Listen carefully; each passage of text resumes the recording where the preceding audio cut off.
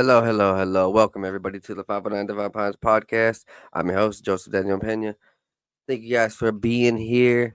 I appreciate all of you guys. If you guys could like, subscribe, and share my new YouTube channel out, please. I was deleted at about 200 episodes, which is crazy because they allow these satanic Hollywood rappers to destroy our society, but hey, I can't just like talk about cool stuff on my podcast, right? That's a little weird. That's a little sus, but man, hey, appreciate all of you guys being here, staying true to the movement. I do this for you guys, because if all of us are succeeding together, then as a society, we are better. And, if there's anything that we can do, it's enlighten each other. We don't have to give each other money, but if you guys could, hey man, donate a buck or two or three or five or 420. Over to 509 Divine Pines PayPal, Cash App, or buy me a coffee, man. I appreciate it every single cent. I am a one man team with the money thing, really. As far as like my computer and the big purchases go, um yeah, Ghetto Bedroom Records. Yeah, drop $4.20, man. I appreciate that sincerely. That's the perfect donation right there for the 420. Hey, that's what the 509 Divine Pants podcast is about. We smoke here, we elevate, we medicate, we meditate, and we help each other get to a higher consciousness, man. If you guys could, let's go ahead and thank my sponsors down below by checking out their websites. So for everybody looking in the Spotify links, you can see all of my different affiliates and coupon codes that will save you a pretty penny on all the coolest things, from supplements to cannabis lotions or hemp products and water ionizers, water electrolyzers, a little bit of everything for all your needs and anything that helps you get to the higher level. You can find it there for sure, including the world's best antioxidant C60. And there's a coupon code over there for shopc60.com and use coupon code 509 Divine Pines. Gator Badger Records says he has an OnlyFans. Man, hey, go hit up his OnlyFans, Ghetto Bedroom Records.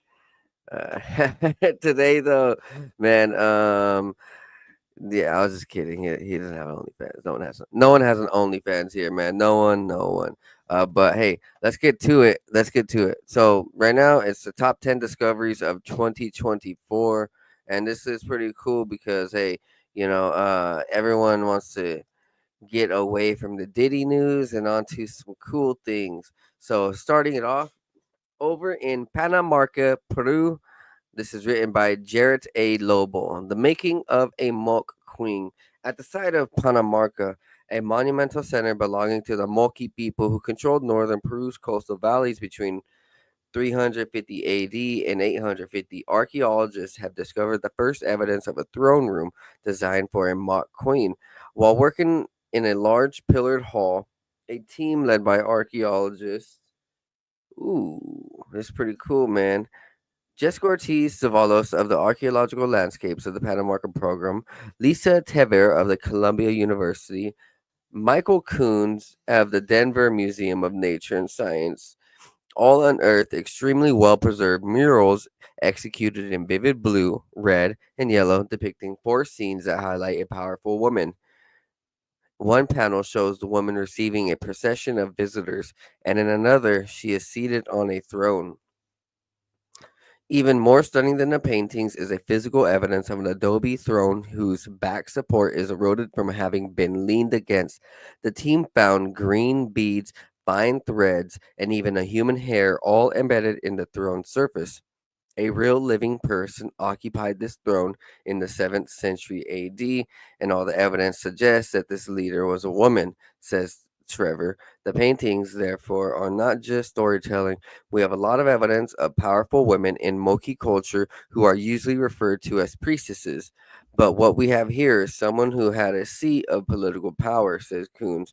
This makes us rethink our notions of gender roles in the Moki world and suggests that their society may have been more fluid than previously thought. We've never seen a queen's throne room at Panamarca or anywhere else in ancient Peru. Ooh, so here's some more pictures of the site in Panamarca, Peru, where they worshipped the feminine and the female divine. So, you know, pretty cool stuff. Pretty cool. Every year it seems like there's more archaeological discoveries, and they're getting better and better. As far as seeing murals and putting together the stories. And let's go on. Let's check this out. This is in the Bay of Mecklenburg, Baltic Sea, written by Daniel Weiss, Reindeer Hunter's Wall. A stone wall that lies nearly 70 feet underwater and stretches for more than half a mile on the floor of the Baltic Sea, some 6 miles off the German coast, appears to be the oldest known structure in Europe built for hunting. The wall stands up to 3 feet tall and consists more than 1,600 stones, the vast majority of which are small enough to have been carried and put into place by a single person. The most likely hypothesis is that it is man made, says archaeologist Marcel Bradman of the University of Rostock. Until 8,500 years ago, when the area became submerged, the wall closely paralleled the northern edge of the lake or bog. This has led researchers to propose that a large ungulates were herded in the narrow space between the wall and the lake where they could be easily picked off by hunters lying in the wait. The structure is thought to date at least 10,000 years ago during the Mesolithic period, where the only species of large ungulate living in the area, the Eurasian reindeer, moved northward as forests increasingly covered the region. The wall appears to have been built thousands of years before the advent of agriculture and permanent settlement in the region. Thus, the people who built it must have been hunter gatherers who roamed the area after the end of the last ice age. According to the Bradmuth Moller, little is known about these people, but the existence of these structures suggests that there were connections among bands of hunter gatherers. Excuse me. This may have served as something like a fixed point in the landscape where people could gather every year or two in a bigger group. They add that the discovery points to the potential for the additional finds deep in the Baltic Sea, where it was previously thought that evidence of human activity either had not been preserved or had been buried under layers of thick settlement. So here is a picture of the wall that they use to herd reindeer, or maybe keep people out, or keep them in, or guide them along a path. So check this out. I'm going to give you some time to just view this.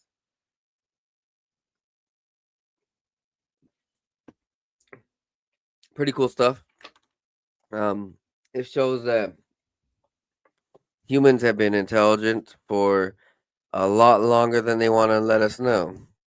We weren't just dumb apes going fire, rock. Like, that's dumb. They try to make us look dumb, and that's kind of discrediting humankind and humanity and our intelligence. It definitely doesn't really describe us and who we truly are and our true nature and our capability of technology. We are definitely capable of great things, and it's cool. It's definitely very cool. Next up, in Aswan, Egypt, written by Jarrett A. Lobo. This is Aswan's Great Necropolis. So we see artifacts already. This is amazing. Not every notable discovery consists of a single extraordinary artifact, a previously unknown structure, or a newly revised date for an ancient technology. Some of the most significant discoveries result from ongoing work that allows archaeologists to fully comprehend a site's scope and importance over time. Novel realizations can change what researchers thought they knew. In 2019, Egyptologist Patricia Piacenti of the University of Milan began to work at a site outside the thriving ancient frontier city of Aswan in southern Egypt. It would take 5 years for her to truly appreciate the site's importance. In their first seasons, Placenti's team, or Piacenti, in cooperation with the Egyptian Ministry of Tourism and Antiques, noticed a few tombs cut into a hill on the banks of the Nile that had been looted in antiquity. Upon closer inspection, Piacenti saw dark patches in the yellow sand, clearly indicating the presence of mud brick. Let's try here, she said. I think there's a tomb. There was indeed a huge tomb containing the remains of 46 men, women, and children, dating from the 2nd century BC to the 2nd century AD, along with artifacts such as statuettes and brightly painted cartonnage, the layers of plaster and linen used to encase mummified people. These individuals' finds began to create a picture of the enormous, previously unknown necropolis that the team eventually determined extends over 25 acres. We knew the people of the Greco-Roman period of Aswan had to be buried somewhere, but we didn't know where. Now we do 25-acre necropolis. Guys, you guys realize how big that is? That's a 25-acre tomb filled with thousands, maybe millions of documents and people.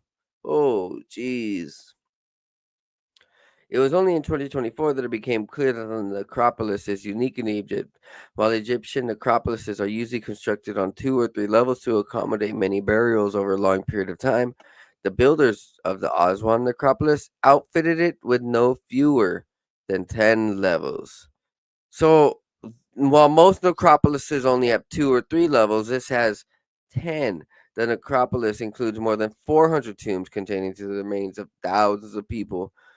The team has learned that while the top levels were reserved for wealthy people, including the chief of the Egyptian army in the 2nd century BC, the lower levels explored in 2024 were used to bury members in the middle class. We want to understand who these people were and how the necropolis was organized, says Piacenti. Like many great discoveries, the answer to these questions will be cumulative result of past, present, and future work. Whoa, man. That's really awesome. That is really awesome. I had no idea where they buried their dead because it's definitely not in the pyramids. So they buried all their dead in necropolises. I always wonder, I was like, man, like where is all their burials? All the ideas of the Great Pyramid of Giza is a tomb and all these pyramids are tombs. No, that's a lie. That's a mainstream Rockefeller, Rothschild, white man lie. And that's just to distract people from the truth that the pyramids were built by much greater people, giants, extraterrestrials, deities, greatness of human magic, when humans understood magic. um Next up though, let's go. Artists of Dinosaur Valley in the Suosa Basin in Brazil, written by Benjamin Leonard.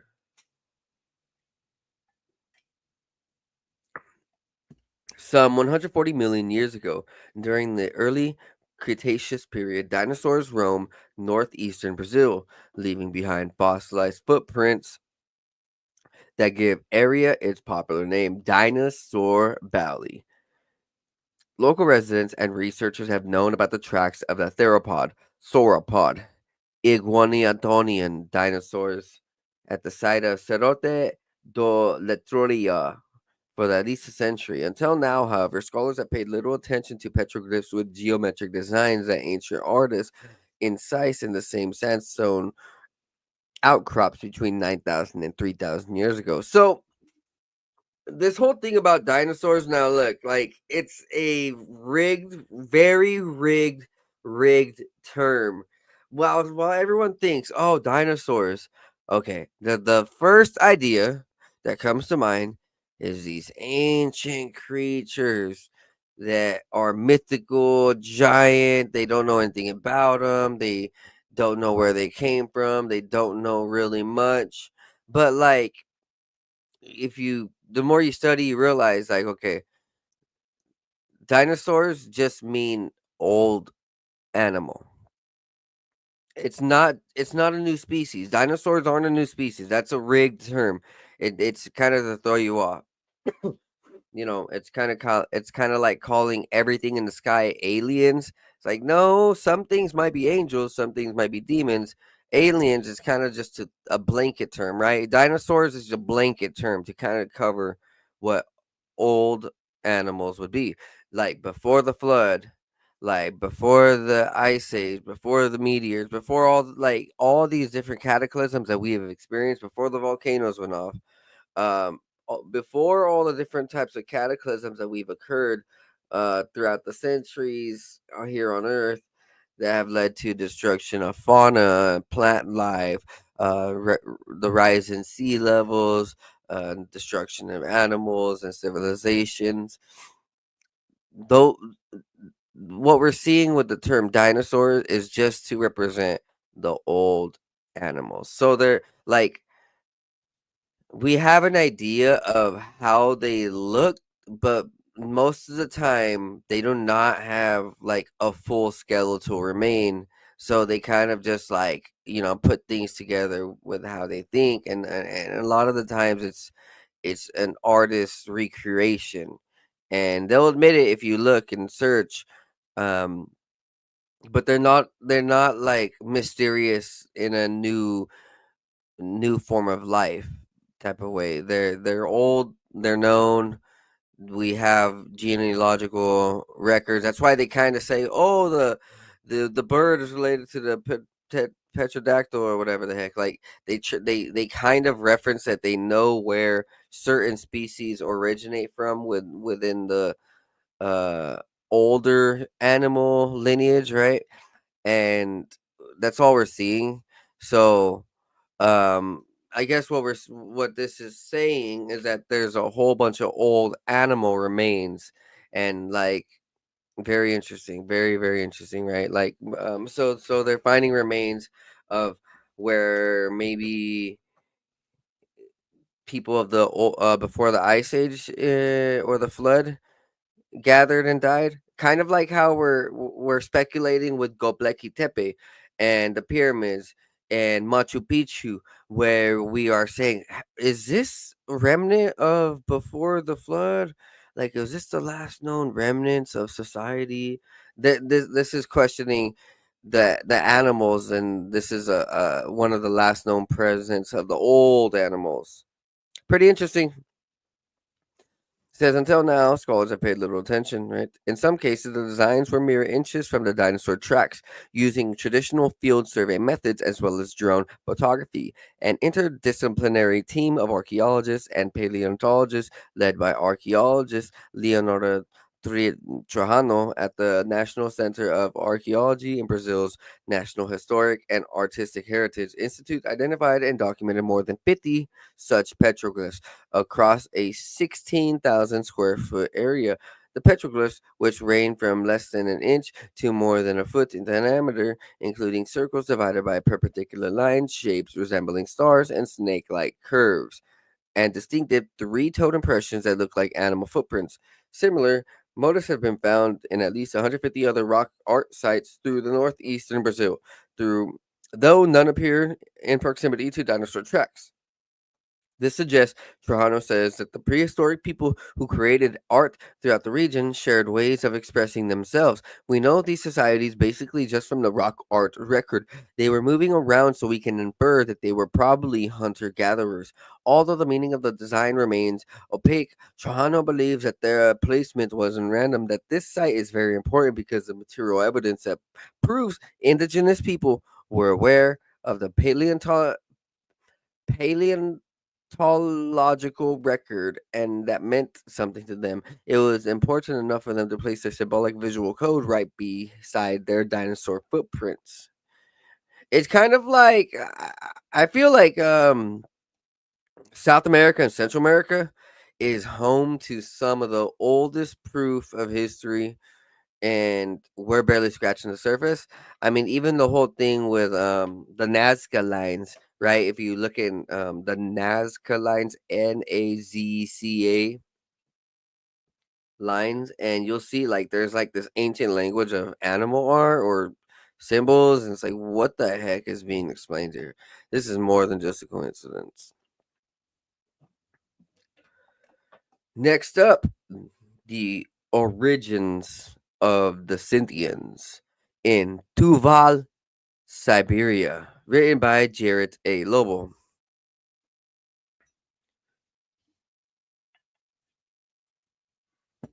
Discovery in a remote region of Siberia has revealed evidence that the once obscure origins of the Scythians lie much farther east than previously envisioned.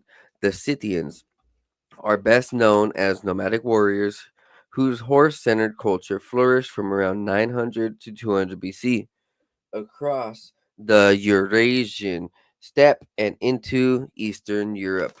The 5th century BC Greek historian Herodotus describes a ritual the Scythians practiced after royal funerals in which both men and horse scholars called spectral riders, were sacrificed and placed atop the ruler's burial mound. Whoa, that's insane. I wouldn't want to be a Scythian.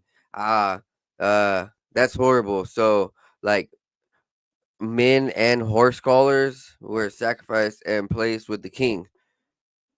Just think about that for a second. Like your king dies, well, you die with him, sucker. No, I would not want that. That sounds horrible.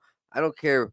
That sounds like some weird worship, like pagan like idolatry. Like Jesus says, "Thou shalt not worship any other god or anybody else." Like at that point, like you're worshiping your king and you're dying with him. Like you're revering him as a god. That's weird. But like this is what ancient cultures did, I guess, right? Pretty wild.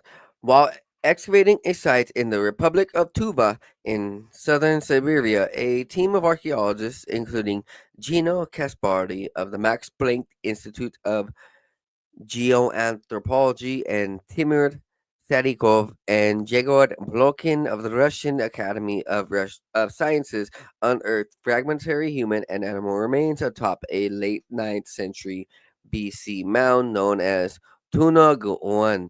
They determined the remains belonged to several people and 18 horses, which they believe were all sacrificed to honor an elite person buried inside. According to Caspari, the scenes mirror the ritual Herodotus describes. As we move farther away from the territories that were known to the Greeks, the accounts become more fantastic and wilder. Thus, it's a bit surprising that we found such an accurate reflection of an ancient text so far. Woo. Or so far east. So they're surprised that they found such an accurate reflection of an ancient text so far east. Get a Badger record. You ask. Do I think dragons are real? Yeah, dragons are like they're just old animals, right? That like dragons is a term that kind of just and it's a it sounds crazy, right? The whole idea and of a dragon, but when you just say large scaled bird, it's like, well, maybe then, an ancient large scale bird, like it. Well, I mean, we see mini dragons today, like little Komodo dragons and little iguanas and little different things like that, reptiles. It's just a large ancient reptile. There were large creatures of everything, of every type of race. Large sea creatures. Which is like we see the remnants with things that we got like today, the large bugs in the sea like crabs and shrimps and things like that, where like those are just large bugs, like uh whales and Like there were large flying birds, flying things, flying reptiles, and when you look in the genealogical records of the ancient past, proven over and over and over again that every time that there's been a cataclysm like the flood or like the ice age or like the volcanoes or like some type of worldwide cataclysm, that 50% of the life on earth was destroyed, and gene pools were destroyed, and larger animals were destroyed because larger animals had a harder time surviving going into caves. And so like when all these things went off, uh you know, small animals were able to go deep into caves and survive, but then like, all these bigger animals, they all got wiped out, taken out. Which is kind of where we're seeing just, archaeology is finding some giant bones of things, but they just don't know exactly where, how, in the full spectrum of these, because it's all over the world, and it was like tens of thousands of years ago. It's supposedly 10,000 years ago when the last flood was. So that's when the last time that the large populations of animals and reptiles and species, and the giants, right? The human giants were 15 feet, 20 feet tall that we see in all the ancient cultures. Those things were wiped out. So it's been about 10,000 years, right? So we just don't have the evidence. But hey, supposedly over in China, and deep in their jungles and cave networks, there are dragons still. It's just that they keep them over there. Who knows? Maybe that's China just bluffing.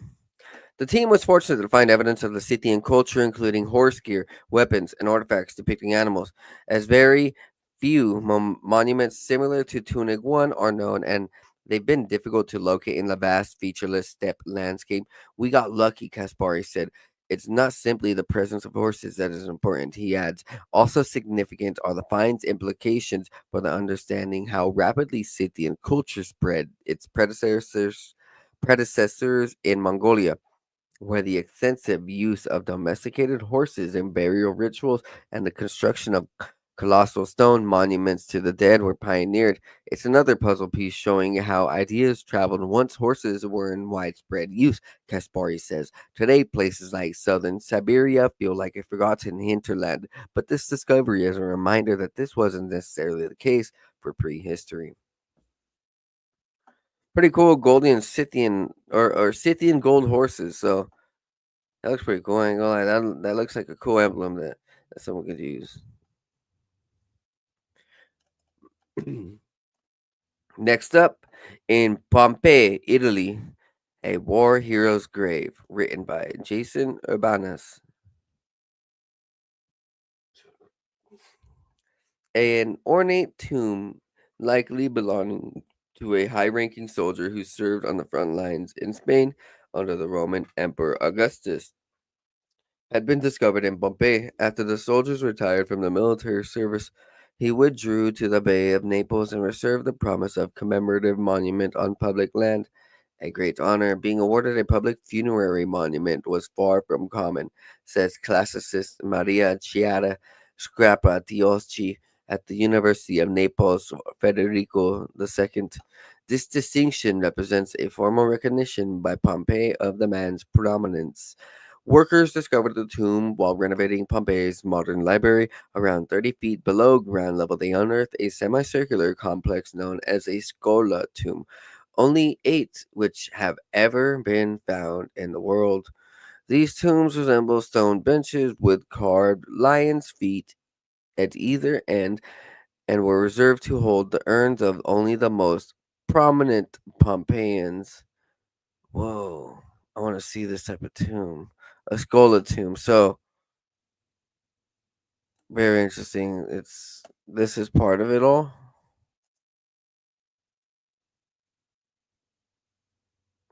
Hmm. Very fascinating. So it's an elite tomb for the Greeks or the Romans, Greeks. Uh think it's Greek. I don't know.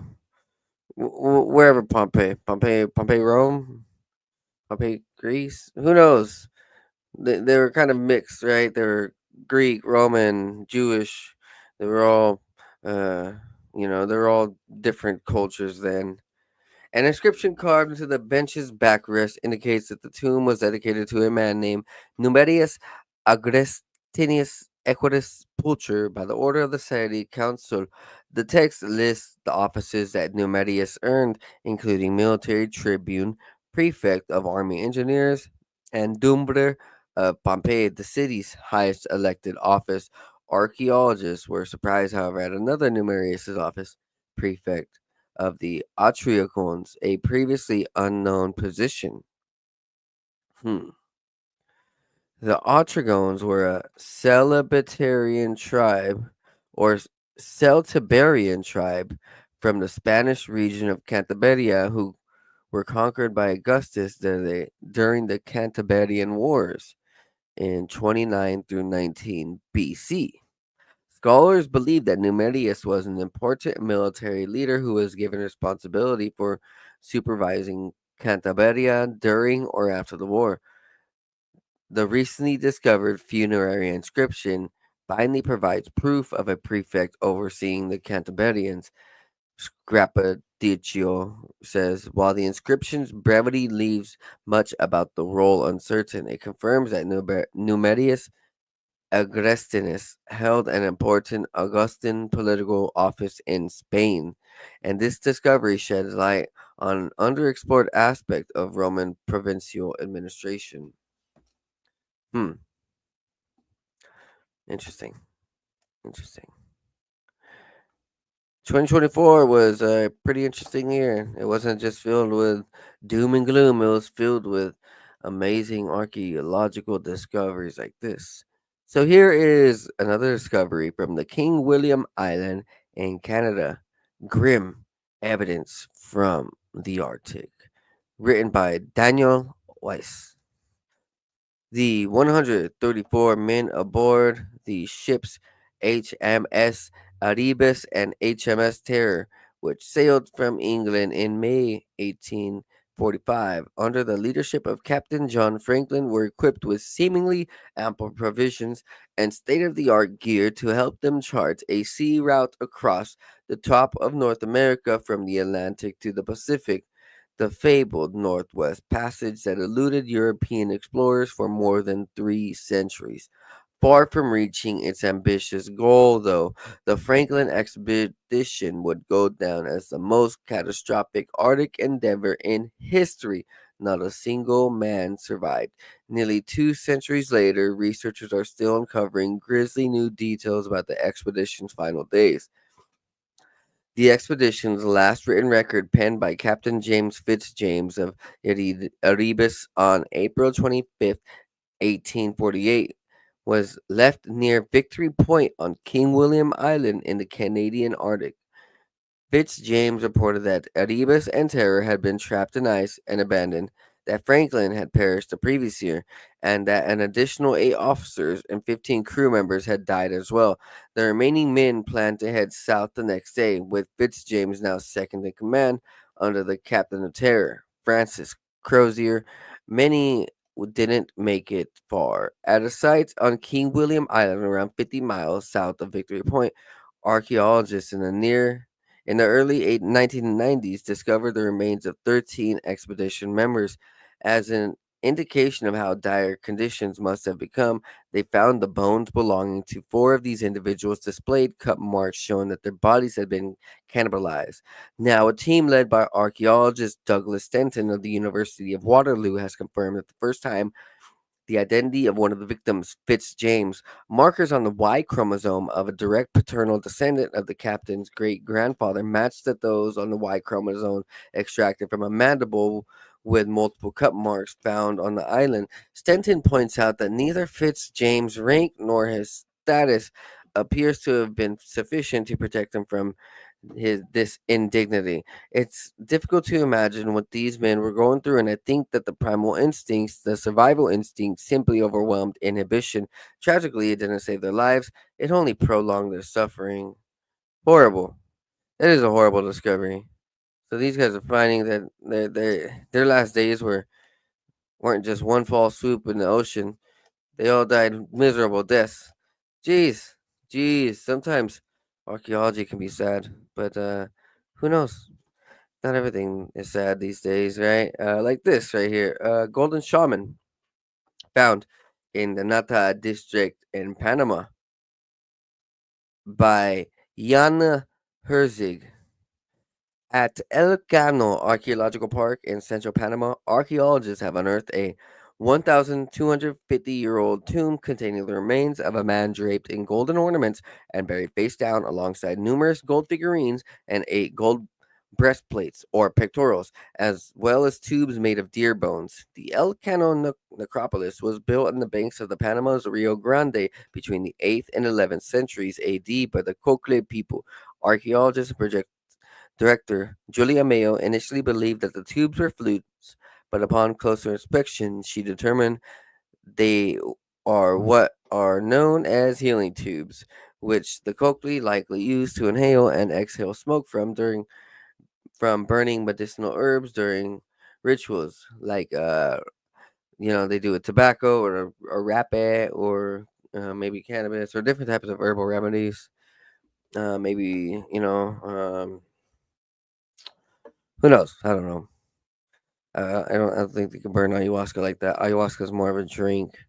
Um, yeah, the presence of the tubes, along with the gold cache, which includes bells and a small gold figurine depicting an otherworldly creature with a bat's ears and nose, suggests that the man was a Kokli chief who was likely a shaman or a medicine man. Shamans are often seen as healers, helping people overcome physical, emotional, or spiritual illnesses through dance, music, repetitive sounds, or meditation.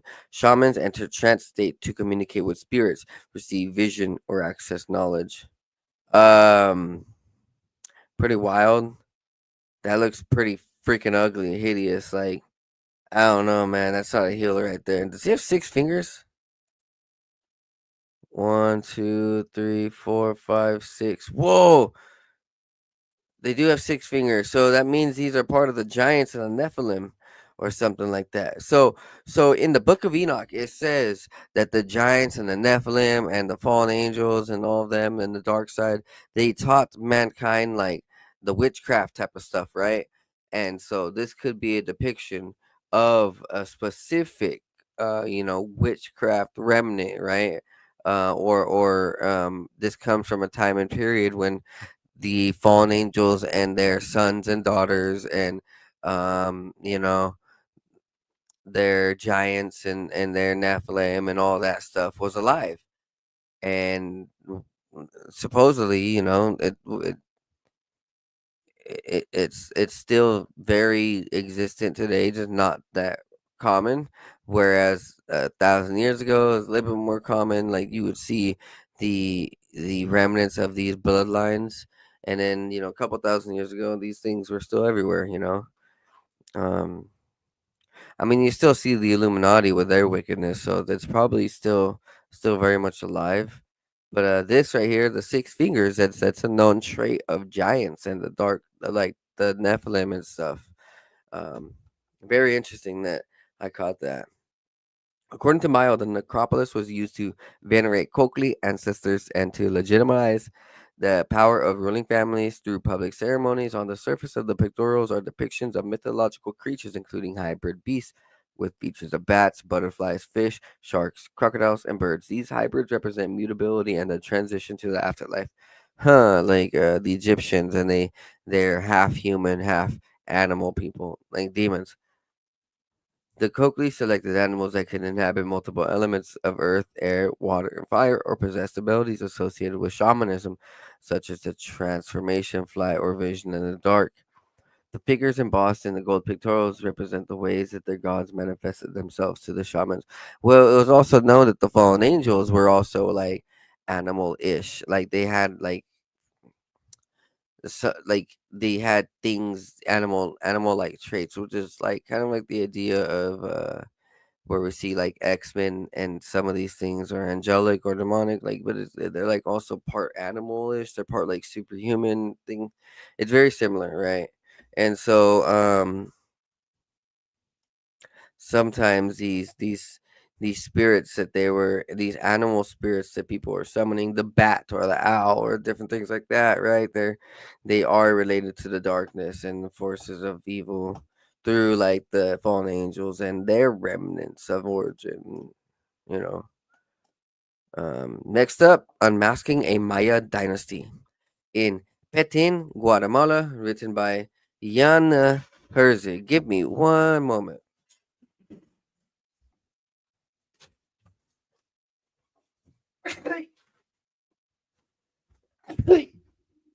I'm sorry, I had to sneeze. I should have muted that. Unmasking a Maya Dynasty, right? The little known city of uh, Chochquitam, located in northeast Guatemala's dense rainforest near the border with Belize and Mexico, was last photographed by archaeologists some 100 years ago. In 2024, archaeologist Francisco Estrada Belli of Tulane University returned to the site and discovered a small pyramid. Looters had repeatedly ransacked the pyramid, and just feet below the last layer they had reached, Estrada Belli uncovered a collapsed burial chamber filled with rubble. Inside the coffin shaped chamber, his team unearthed a partial skeleton belonging to a Maya ruler, a fragmented jade mosaic mask, and human bones inscribed with Mayan glyphs. Outside the chamber, they found a broken royal stela. In order to reconstruct the 6-inch tall mask, Estrella Belli's team resembled 33 jade fragments that had originally been sourced in the Moteg River Valley more than 200 miles away. Pieces of mother of pearl used for eyes and a mouth formed from a ruby hued spondylus shell. The team identified two femurs belonging to two different individuals, likely the deceased ruler's father and a grandfather that had been carved as a form of ancestor worship. This is crazy. On one decorated bone, researchers discerned a detailed image of the ruler wearing regalia and donning a headdress bearing his name. Itsam Kokaj Balam. The ruler holds a mask similar to the one found at the tomb and sports a belt bearing a part of his name, Balam, which is the title of the previously unknown dynasty. Dangling from the belt are masks inscribed with the names of deities and ancestors. The royal stela bears a depiction of the ruler's father, Muwam Balam, and was likely used as the tomb's capstone. Based on the design, the artifacts in the chamber, and the radiocarbon dating of the ruler's bones, Estrada Belli's team dated the burial to about 230 and 350 AD. Now we can speak not only to a new dynasty, but to Choctaw in its early years. That's insane. The jade mosaic masks. Wow. So they had ruby hued shell, mouth, pearls for its eyes. They had bones from their ancient grandfathers and ancestors. It's just an interesting tomb. It seems like the older we go in history, the more creative they were with the burials, and the more they respected the burials and the dead. These days, they just burn you up, throw you in an urn, then throw you in the sea. Yeah, my brother always wanted to go in the sea, and then shit. Then half the time they take the urn and it gets broken or thrown out or accidentally used as salt in bacon because people are idiots. Next up, next up, Enduring Ice Age Ritual, found in Victoria, Australia, written by Eric A. Powell. Researchers have discovered that a pair of seemingly unremarkable sticks unearthed in Australia clogs caves were used more than 10,000 years ago to cast spells that were central in the world's longest continuously practiced ritual. Excavations were first carried out in the cave in the 1970s, and archaeologists were convinced that it was inhabited intermittently by Aboriginal hunters beginning some 23,000 years ago.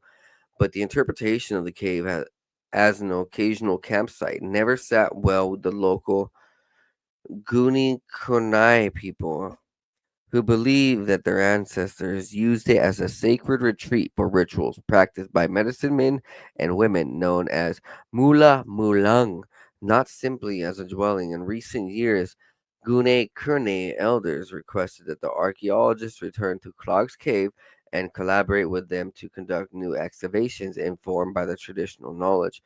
A team led by Gune Kerne, elder Russell Mullet, and archaeologist Bruno David of Monash University discovered two miniature fireplaces deep in the cave that held each lightly burned, trim sticks covered with animal fat, evidence of a ritual practice dating back to at least 12,000 years ago. 19th century accounts note that in order to cure or curse someone, a gune kerne mula mulang would insert a stick smeared with kangaroo fat at an angle in a small fireplace. They would then sing the target's name for as long as it took the stick to fall on its side, at which point the spell would take effect.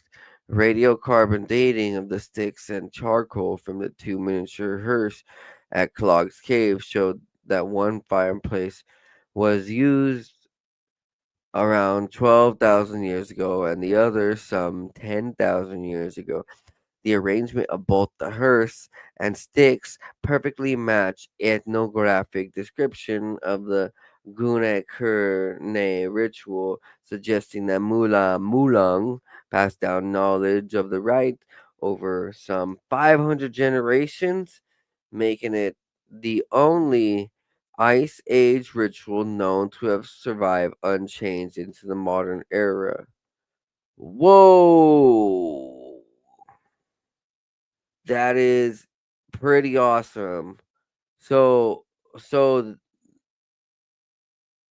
so 23,000 years ago people were uh tribes were conducting rituals to cure curses or to curse people by using animal fat around a stick. To me it doesn't make sense how that can like even be possible, like the whole idea of that using animal fat for cure or curse. I don't get it. But either way,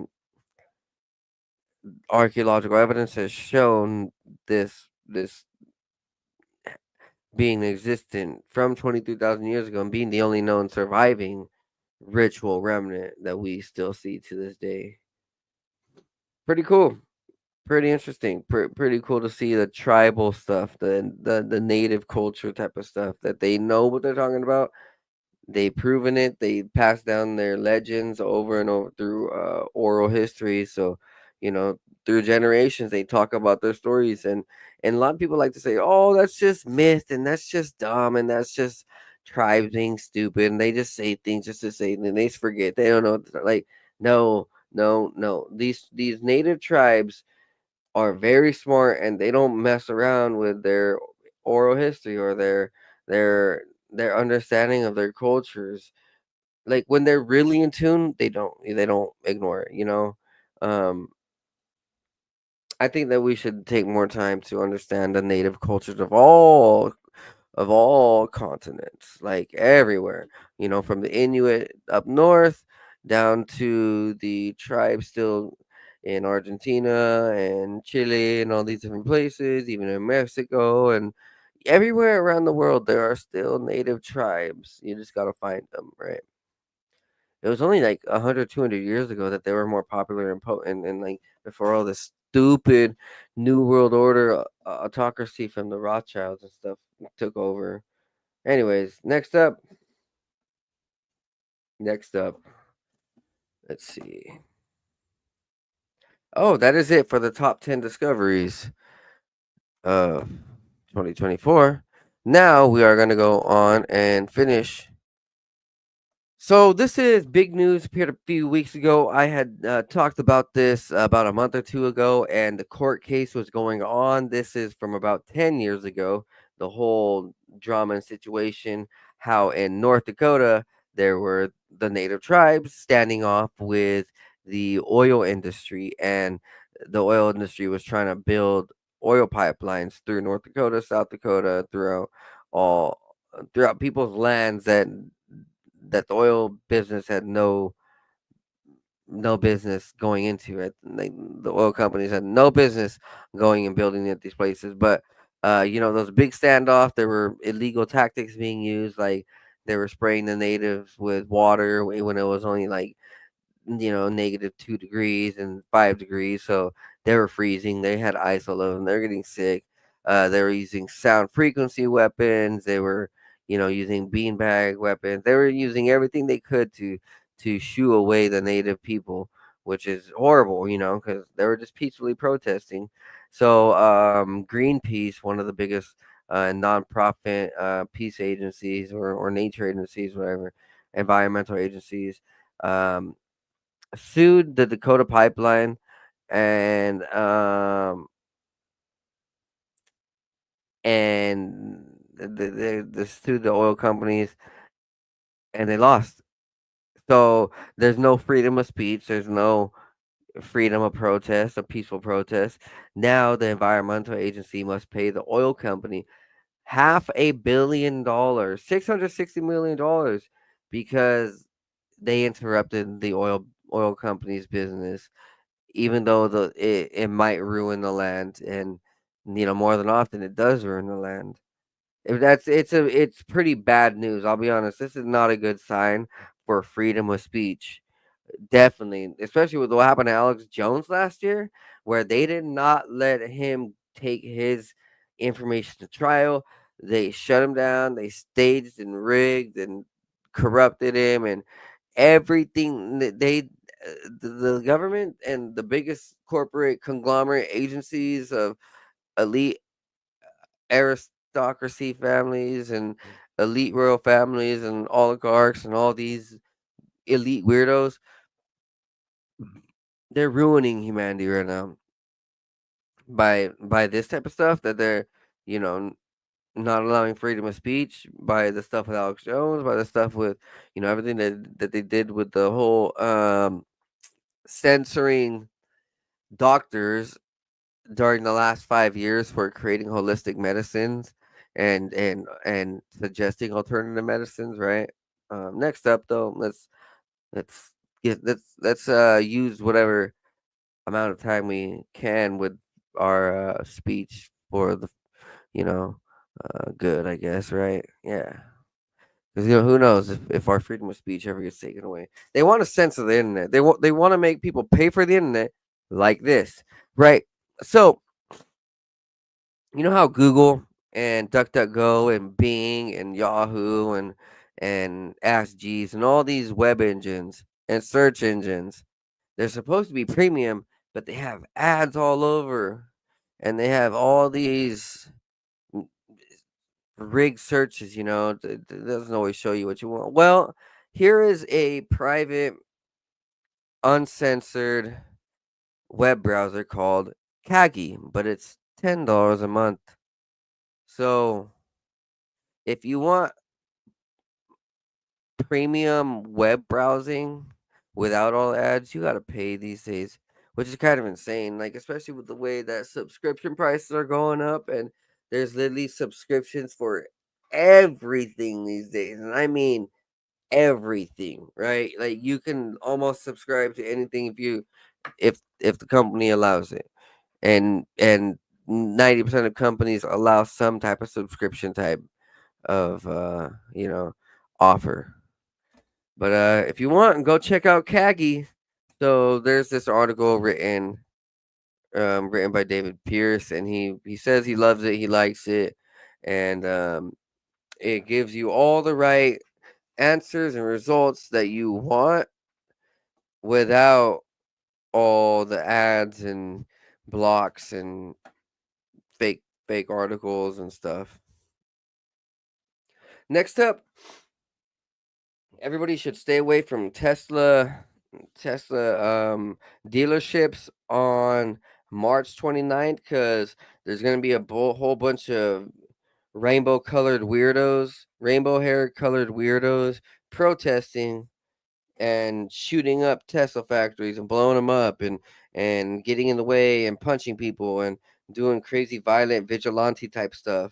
And it's true, because they're off their meds, and they don't get any love, so they're filled with hate. most of the time, 99% of the time, all the time, right? Tesla protesters are planning their biggest day of action yet, aiming for 500 demonstration at Tesla showrooms across the world on March 29th. Oh my God. So we've already seen over the last like 2 months where there's been attacks on Tesla and the trucks and the factories and the sites, and it was even on the Joe Rogan podcast last year, and they slipped it in. But when Elon Musk was on, Joe Rogan was like, "Yeah, man, like, aren't you scared? Aren't they gonna like try to kill you or something like that? Blah blah blah, like shoot you?" And then this was before he was any had anything to do with Donald Trump and the president and all that. This was way before. And he's like, to be honest, they've already tried coming on my Tesla factory and base, but my security team has got him. I just don't like talking about it. So like this stuff has already been happening for years, probably. Like they've been trying to take him out and vandalize his work and his company and the Tesla. What's weird is that there's more owners to Tesla. Like there are other CEOs and executives and business makers and deciders, but they're not getting any hate. It's just like they only hate Elon Musk because they're attacking a company that they think he's 100% responsible for, which he wasn't. He was kind of like an investor. He brought in his ideas, helped the company get bigger, but he isn't the creator of it, and he still isn't the only one running it today. So like these rainbow haired idiots are like they're just brain dead, attacking a company that truly is only going to get richer because of this. I'll be honest, it's they're just going to get richer. People think, oh, it's going down. Yeah, right, son. I'm not even a biggest Elon fan. I think he's pretty much a satanic occultist behind closed doors. Yeah. Um, so there have been an uptick in incidents from arson, vandalism, and violence to Teslas and their products. Pretty much domestic terrorism that the government says it is, and Donald Trump says it is, and it kind of is. Like in no other way to say it. Like you know what I mean? No other way to say it. Next up, though, this is something to be concerned about. Elon Musk's AI startup and NVIDIA join Microsoft, BlackRock, and MGX AI Fund. So, BlackRock, Microsoft, Elon Musk, NVIDIA, and MGX all team up for a super artificial intelligence company. AI infrastructure. The fund, called the AI Infrastructure Partnership, at its formation in September of last year, said that it plans to launch with more than 30 billion in initial funding. The goal is also to build data centers and energy projects, which are required to power large-scale AI models. NVIDIA will also serve as a technical advisor for the group. Musk and NVIDIA joined the effort 2 months after the U.S. president announced the formation of Stargate, a private venture that plans to build up to 20 large AI data centers in the U.S. in partnership with OpenAI, Oracle, and SoftBank. The first data center will be built in Abilene, a small city in Texas, which will be completed by mid 2026. Bloomberg reported yesterday it will have space for roughly 400,000 of NVIDIA's AI chips and a capacity of 1.2 gigawatts of power. This is very concerning, extremely concerning. So, Elon Musk, NVIDIA, BlackRock, Microsoft, and MGX start working with the United States government to build an AI superstructure to um, be in cohesion with Stargate, the AI super program for the government. So now we see, the world's evilest characters.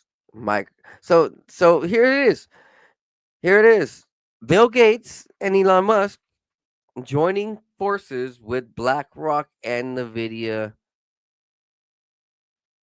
and MGX to build an AI superstructure. Here it is. The end times is here. These guys are going to bring about death. Next up, Trump's JFK file release left out 2/3 of promised documents, experts say. Over 1,100 redacted documents have been fully released. So 2/3 of the promised files are not there. Um, man, researchers anticipated 3,500 documents that had never been shared. And when the document dump happened, experts say only a third of the redacted files were released. One of these experts is Jefferson Morley, the vice president at the Mary Farrell Foundation. Tuesday's release is an encouraging start, but he also noted that the approximate 1,124 of the withheld documents have been released. The tranche did include 2/3 of the promised files, any of the 500 IRS records, or the recently discovered FBI files. Last month, the FBI said it had found about 2,400 records relating to the assassination. Nonetheless, this is the most positive news on the declassification since the 1990s. These long secret records shed new light on JFK's mistrust of the CIA, the Castro assassination plots, the surveillance of Oswald in Mexico City, the CIA propaganda operation, including Oswald. The release of the records regarding Kennedy, who was assassinated during his visit in Dallas, could potentially put an end to the many conspiracy theories that have surrounded his death. And one of the things too was that Israel was redacted every single time, so they were not mentioned in the files. I mean, they were in the files, but they were redacted, so they were blacked out. So everything that about them and their involvement blacked out. So we only got 1/3 of all the documents, and out of that 1/3, there were still heavy redactions for a certain culture and race, not to be anti-Semitic. Next up, White House forces out CEO of passenger railroad Amtrak. Huh. Now, if anybody knows more about Amtrak and the railway system, the train subway system, and if it's doing good or bad, let me know. Drop it in the chat if you have any conspiracy theories or information on it. Let me know. But it says right here, um, it's time to rid our nation's treasures of homelessness and crime. Commuters and travelers need to feel safe. So this guy right here, this CEO of the Amtrak, was allowing all the homelessness and not enforcing security and allowing all the trouble and the murders and shootings, and he didn't do enough about it. So the White House forced him to resign, and now they're gonna make sure that a healthy individual who's gonna make sure that, hey, like, those type of people aren't allowed on the dangers to society are not allowed on the trains. That's good, I guess, right? I mean, instead of being stabbed on the train, you can probably feel safe finally here soon. I mean, I've seen that too many times lately over in New York online, bro. It's like those trains are crazy. You don't want to get on those trains at night, bro. You don't want to get on those trains at all. It's crazy. They be smoking crack in the trains. They'll be murdering, tripping out, tweaking, punching, people shitting right there in the middle of the train, people sleeping with the little like tent and everything. It's wild. It is wild. Next up, last story. Ghost Avenger star Aaron Goodwin's wife fell in love with assassin who brutally murdered Aaron Goodwin. Oh my god. Aaron Goodwin's wife allegedly fell in love with a convicted murderer who massacred his entire family of over 5 years ago. She was arrested March 6th on charges of soliciting to commit murder and conspiring to commit murder against her husband. Oh, so he didn't die, but she just got arrested. Oh my god. The documentary Control Alt Desire detailed a model's unhealthy obsession with an on-cam model, his theft of 200,000 from his family, and the brutal murders of his mom, dad, and brother. 1 month after the documentary aired, Victoria sparked a pen pal relationship with Amato, a former nurse who is being held in a Florida prison.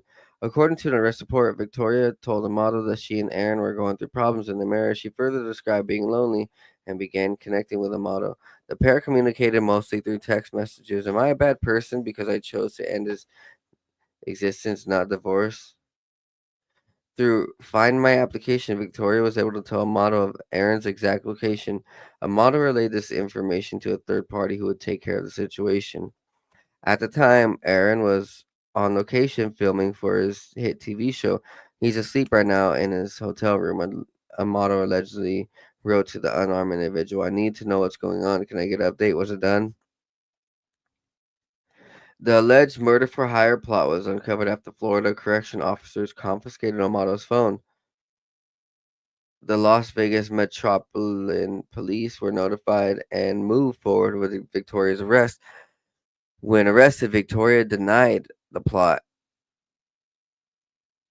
and wanting him dead. She described herself as sometimes daydreaming, and she did not remember sending those messages.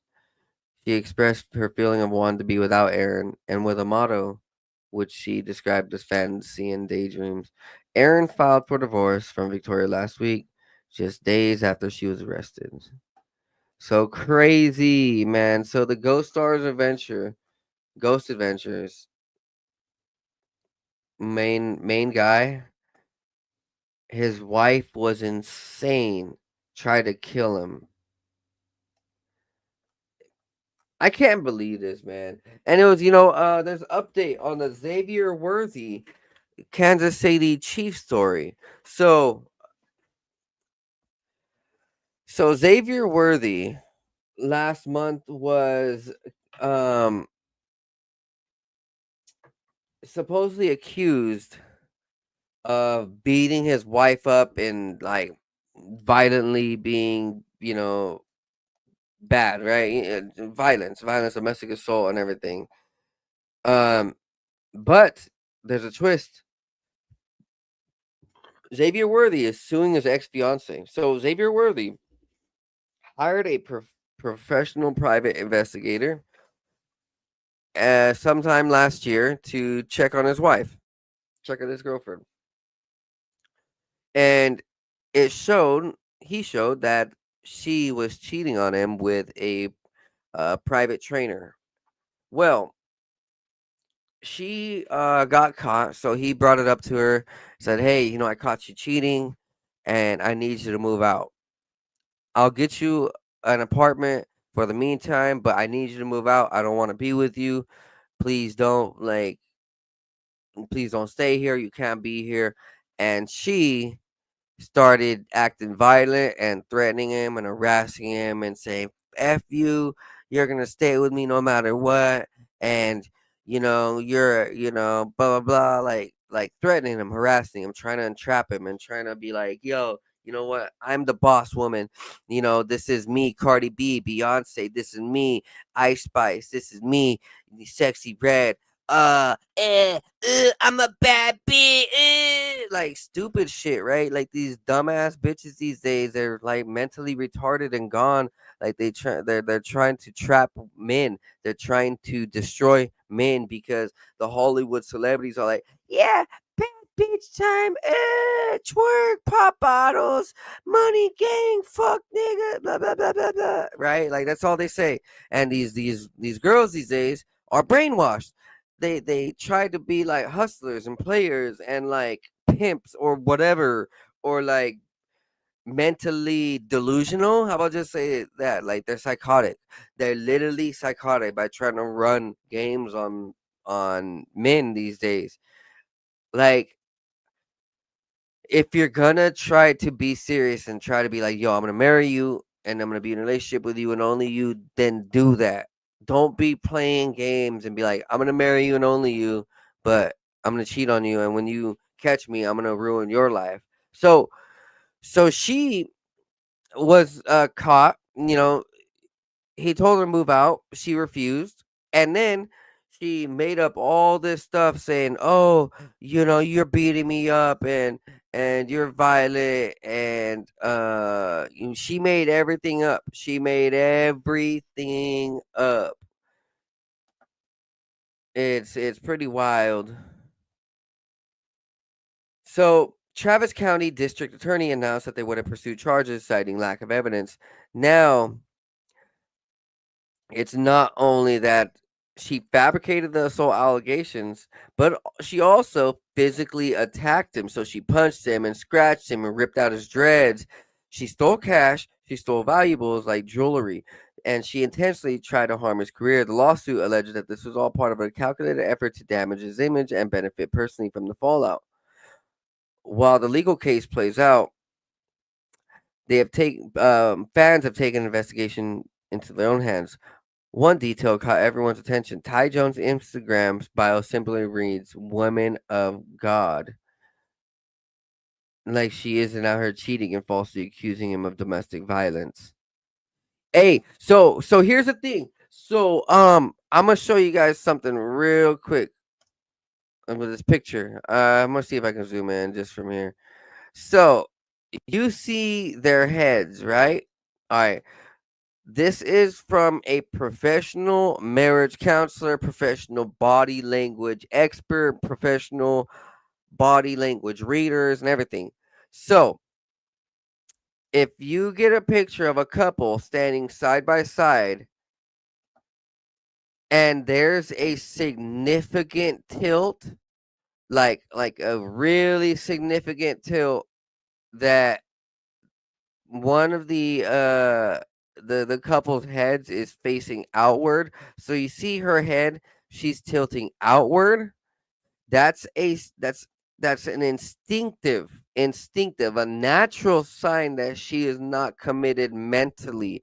Like her mind's like on her own. She doesn't like him, and this is over hundreds and hundreds and hundreds and thousands of documented pictures of couples and them and getting the statistics of finding out if their marriage lasted, if there was divorces, if there was cheating, if there was, other type of infidelity going on and type of stuff like that.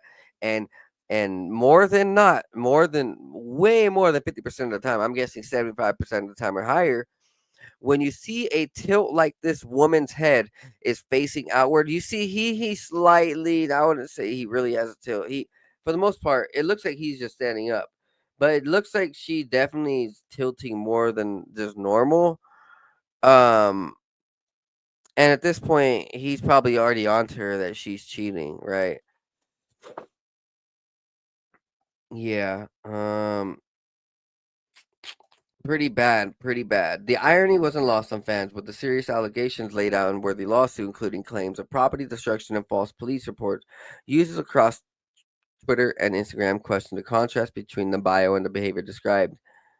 Worthy's lawsuit is seeking damages for civil assault, battery, defamation, and theft-related violations under the Texas law. His legal team claims the situation escalated after he discovered Jones had been unfaithful and asked her to leave his home. Oh, so here is pictures. This is 100% pictures of her destroying his shit. So he just uh, his gaming setup was destroyed. His one of his dreads was ripped out. Damn, dude. She really ripped out his dreads. No wonder he got a haircut. Man. Yo, I ain't gonna lie, bro. Like last year, I dealt with some fake woman who tried extorting me on some stupid stuff. Like, bro, I'll be honest, like, F these demonic women. Yo, they're listening to the Hollywood celebrity women and saying, "Oh, we gotta run these dudes' bags up. We gotta run these dudes' pockets up. Fuck them, fuck them." That's all they say. They're so demonic. They're so possessed. I pray I never meet a woman like that. Like, never, never, never. Like, never. I pray to God. I pray to the Lord Jesus Christ. Like, Like I don't like those type of women, bro. I don't like them, and I pray I never meet them again. You know, I hope Xavier Worthy can come back even harder. You know what? I I suspect he's gonna have a breakout season next year. I think that he's gonna blow up. He was getting cheated on. She wrecked his house. She tried lying about him, making him look bad. See, you don't make a brother look bad, man. You don't make a man look bad when he's not doing bad. It's gonna make you be done, dead, destroyed. Your spirit's gonna wither in hell. And I pray, you know what? I know God has a special place in hell for these type of women. And if you're one of those type of women, you better change. You better change. Your life ain't gonna last long. All that all that fakeness ain't gonna last long. Anyways, guys, I pray that all of you guys find love and find peace and find happiness. It's been a good hour podcast, maybe about like an hour 15. I don't even know what, hour 20, something like that. Regardless, it's been a blast, and I hope you guys enjoyed this one.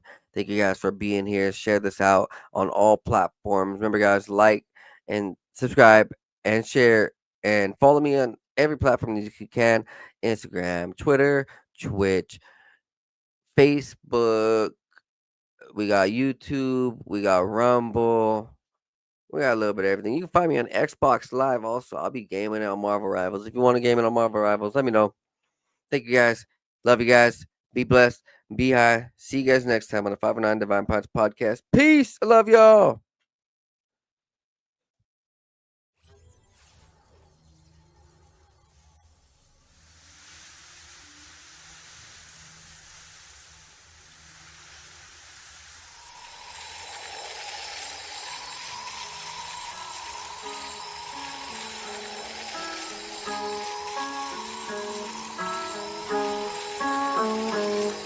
Not new, what I do.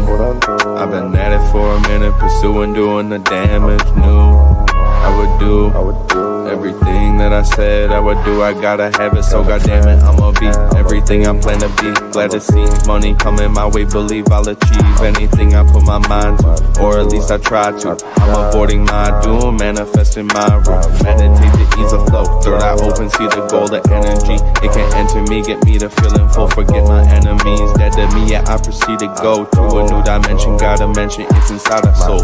Go inside, fuck the outside, never tell lies, show pride for belief. Gotta keep the range wide, so instead I just write another hit. Getting fried, rolling up, smoke another blunt for the good times, bad times makes for the good rhyme. So it never matters, I just learned, no I can't hide. Thank God for every second was birthed with the mind of an ancient soul who's just waiting for the next sign. I'm always watching, vision like a hawk, have 'em flocking. When I drop it, I'm talking, have 'em knocking. The knowledge that I'm dropping, I'm coming out the noggin, I'm logged in. That's the intuition, nothing wrong with doing what you feel is right. Everybody got this. Usually feel it in the night when I'm dropping knowledge. Never even needed any college, abolish people telling people what they want. I do not wish control over anybody, do it for the profit. That's the reason that they push it, do it from the cockpit. Cause they got the money, want the money on the mob shit. On the mob shit, but I know they ain't gon' make it, shit is poppin'. At the end of time, new age topics. Revolutionary crusade cross, here we go to a new space. Yeah, we enter in a new place. Louis V on my shoelace, rolling with the blue face. Yeah, I'm wondering what you chase. Just another dude caught up in the rat race. Moving my pace, lot of people looking at me sideways. I chase future preparations, gotta go through my phase. Till I feel ready to rearrange it. Happen on a daily basis, tripping oasis. When so many people that I can see through their faces and touch, so I'm reading minds, feel like I'm evasive, persuasive. Cause I feel the vibe, manipulation, I'm patient. Yeah, I feel the vibe, then work to change it. Manifestation, blessings is what I'm chasing. Quantum physics, I'm about to take the time and rearrange it. I play with reality, can't feel like I'm basic. Most people shut it down, don't wanna embrace it. Replacing knowledge.